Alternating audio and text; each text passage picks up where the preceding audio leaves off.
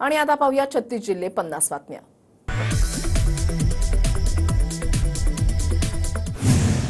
राज्य मंत्रिमंडळाची आज मंत्रालयामध्ये बैठक। राज्यामध्ये अतिवृष्टीमुळे झालेल्या नुकसानीचा आढावा घेतला जाणार। छत्रपती संभाजीनगरच्या सिल्लोडच्या धोत्रा गावामध्ये मंत्री अब्दुल सत्तार यांच्या मुलासमोर गोंधळ आणि मारहाणीचं कारण अस्पष्ट।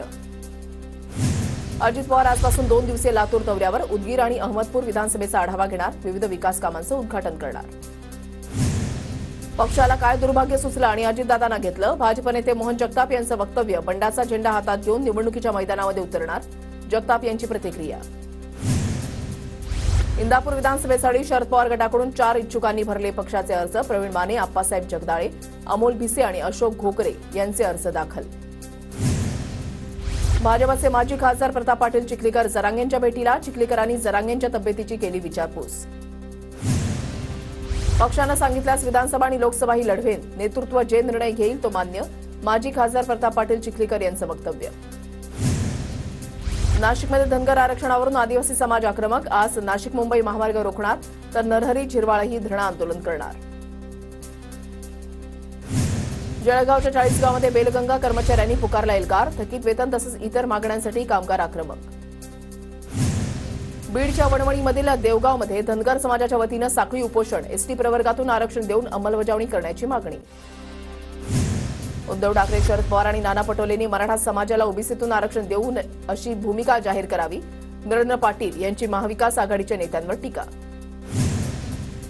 नागपूर स्मार्ट सिटी होणं अवघड। शहराच्या विकासाचं कुठलंही नियोजन नाही। मनामध्ये वाटेल तिथे काम केलं जात आहे। स्थानिक विकास यंत्रणा कुचकामी। केंद्रीय मंत्री नितीन गडकरी यांची कबुली। 5 ऑक्टोबरला पंतप्रधान मोदी वाशिम जिल्ह्याच्या दौऱ्यावर। विरासते बंजारा वास्तू संग्रहालयाचं उद्घाटन करणार। मोदींच्या जाहीर सभेचंही आयोजन।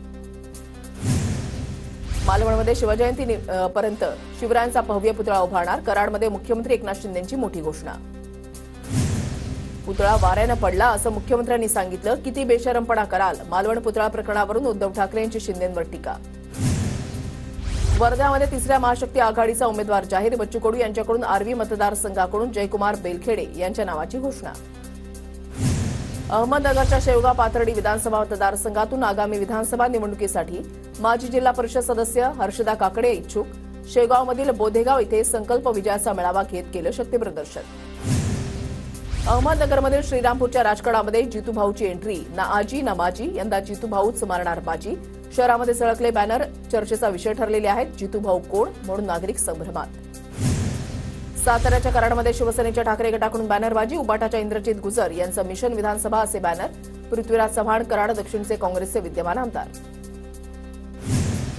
जळगावमधील मुक्ताईनगर मतदारसंघामध्ये रोहिणी खडसेंकडून बॅनरबाजी। शरद पवारांचं नेतृत्व हेच खरं पालकत्व अशा आशयाचे बॅनर मतदारसंघामध्ये सळकले। अजित पवार गटाची पुढच्या आठवड्यामध्ये गोंदिया आणि वाशिम, बुलढाणा आणि यवतमाळ जिल्ह्यामध्ये जनसन्मान यात्रा। प्रफुल्ल पटेल यांची माहिती। मुख्यमंत्री माझी लाडकी बहीण योजनेमध्ये पात्र महिलांची मोफत गॅस सिलेंडरची प्रतीक्षा कायम। नंदुरबार जिल्ह्यामध्ये 4 लाखपेक्षा जास्त महिला पात्र ठरल्या। लाडकी बहीण योजनेच्या 3ऱ्या टप्प्याचं वाटप सुरू। पहिल्याच दिवशी योजनेमधील 34,74,116 लाभार्थ्यांना 3ऱ्या हप्त्यापोटी 521 कोटी रुपयांचं वाटप। लातूरला जिल्हा सामान्य रुग्णालय उभारण्याच्या मागणीसाठी आंदोलन। मंत्री आणि स्थानिक आमदार खासदारांचे मुखवटे चेहऱ्यावर घालून लातूरकरांनी भीक मागो आंदोलन केलं। 5 ऑक्टोबरपर्यंत राज्यामध्ये पावसाची उघडीप असणार। पावसासाठी पोषक स्थिती नसल्यामुळे पावसाची शक्यता नाही। बुलढाण्याच्या देऊळगाव राजा तालुक्यामधल्या पिंपळगाव चिखलखात पुरामध्ये वाहून गेलेल्या बाप लेकाचा मृतदेह आढळला। पिंजरच्या आपत्कालीन पथकाचे शर्थीचे प्रयत्न। नंदुरबार जिल्ह्यामध्ये परतीच्या पावसामुळे 1500 हेक्टरवरील पिकांना फटका। कापूस, मिरची, केळी आणि सोयाबीन पिकांचं सर्वाधिक नुकसान। जळगावच्या भडगाव तालुक्यामधल्या महिंदळे गावामध्ये पावसामुळे कपाशी पिकांवर लाल्या रोगाचं संकट उत्पन्न घटण्याची शक्यता। धुळे जिल्ह्यामध्ये पावसामुळे कपाशी पिकावर रोगाचा प्रादुर्भाव। शेतकऱ्यांची चिंता वाढली।